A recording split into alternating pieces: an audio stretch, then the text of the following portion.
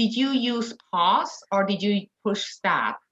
I had to push stop. If all you do is push pause and then you start recording again, it's just going to continue the original recording.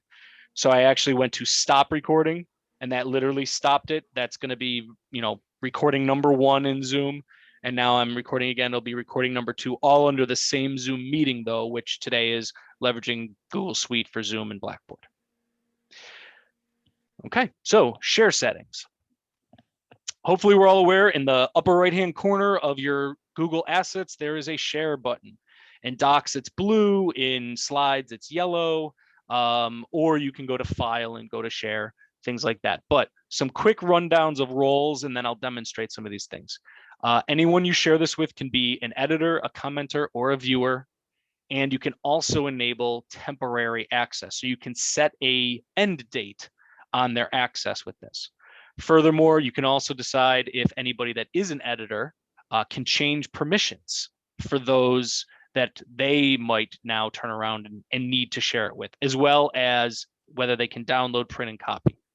And then finally, as far as I'm calling what's called the link status right here, this third item, it's going to default when it's created from within your drive. It's going to default as restricted, which means you are the only one that can see it, or anyone you directly share it with, like Angela here is directly shared. But if you change it to anyone at daemen.edu, then your students will be able to see it from as long as they are logged into their Daemon account, as long as they're accessing via the Daemon portal. If they're trying to access it from their personal Gmail account, they will not be able to see it. And of course, then you could also change it to anyone with the link. So let's dive into what these do a little bit. First of all, hopefully this is clear enough, and I'll do a live demo as well if I need to. I have a GIF here that's sort of walking through changing Angela from editor to commenter, and then I can even set an expiration date and time. Once I click save, she's sort of locked in as a commenter there, or I could remove it.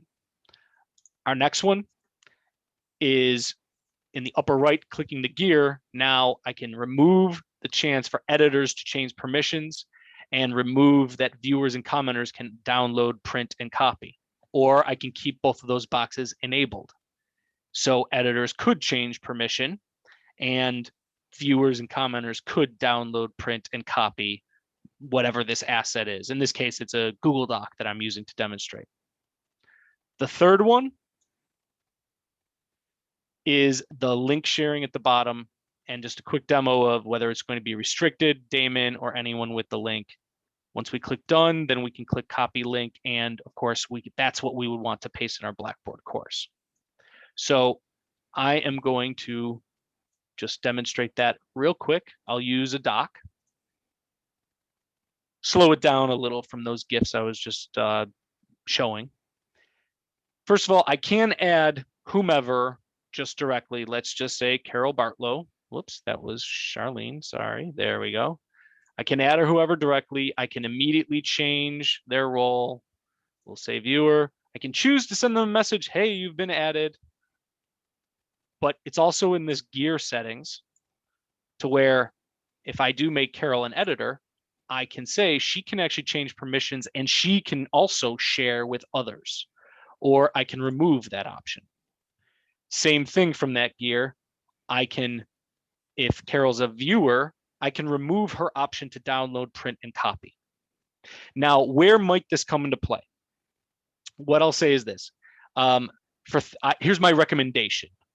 For things that are documents, especially if a student does have needs to be able to print it off in order to see it better or something like that, they have certain accessibility issues and needs, then you probably will want to keep viewers and commenters turned on so they can download, print, and make their own copy, right? That file make copy. But in other situations, perhaps like your videos, you do not want them being downloaded, shared, or copied. You may want to turn that off. And so a video, let me come back into my demo folder, which you both have access to. I just, again, need to hover over it, right click, go to share. And I'll have the same options here that we were just looking at in the Google Doc. So it's the same interface. So far we've added some people and we've also taking care of the share settings and the more control on our end. I can change if I need to. Carol, for example, I can make her the owner, which means once that happens, I cannot get that ownership back unless Carol transfers it back to me. It's also from here, if I am going to make her we'll leave her as a viewer, I can give temporary access that she'll only have access until it's automatically going to default 30 days from the date that you're at. But you can change it to, let's just say, next Friday, right? Only a week, give or take, a week ahead of time. And we're good to go. You can see the little clock there now set on that. Of course, I can also edit temporary access and just say remove expiration. The final piece from these share settings was down here with the get the link. It's currently restricted. You two and I, the three of us, are the only ones that can see that video asset right now. So even if I share this, I click copy link and email it to, let's say, Peter, Peter will not be able to actually view this video.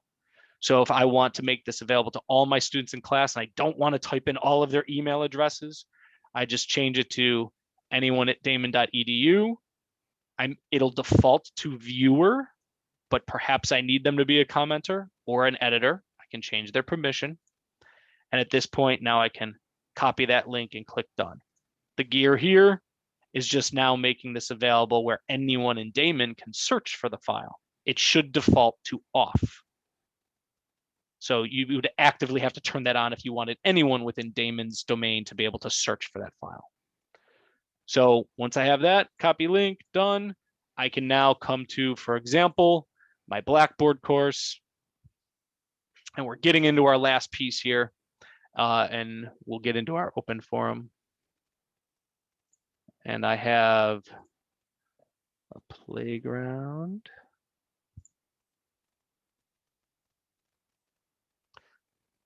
So I could come in here and wherever, of course, now I'm going to store it. For now, I'll just do an easy asset and we'll say link. I paste that shared link that I just grabbed from that video here, make it visible, rename it, demo, possibly provide a description if it needs that, and click save.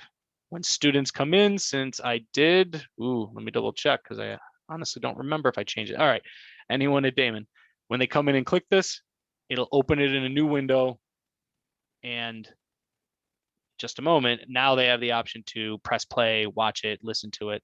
We're going to get into the Zoom part of this and caption tracks in just a moment. Carol. That was one of the questions I had, is Okay. that sharing anyone with daemen.edu. I've been extremely frustrated with that for a couple of years now. Okay. And because students, even though they're logged into my Daemon, they're also logged into something else. And I have been fraught with just trying to explain to them that they have to log out of their other. So as a result, I always set everything to just whoever has the link, because otherwise I'm flooded with emails like, I can't open this video. I can't open this document. Can you give me permission? The number of emails. My question is, can we reset the default? Because I can't, is it individually be able to be reset, or is it just a college standard that it's set with daemon.edu? And am I the only one experiencing this? It's actually the default is restricted. So yeah, the default for everyone is restricted, and that's an IT security, that's an infosec, kind of beyond my scope, but I know it deals with security. They don't want to default it to anyone. And then some of it also even relates to faculties, why do I always forget the phrase? Your ownership of your intellectual property. So the default as restricted helps protect you in that sense from accidentally sharing with the world. Once you click that restricted, at that point, you could change it, as you already mentioned, to anyone with the link if you're willing to do that. Right. So I guess I'm asking, can I just change my own default? But the answer is no, not that I'm aware of, at least. Not that I'm aware of. It's just an extra step every single document, which I have tons of, in every course.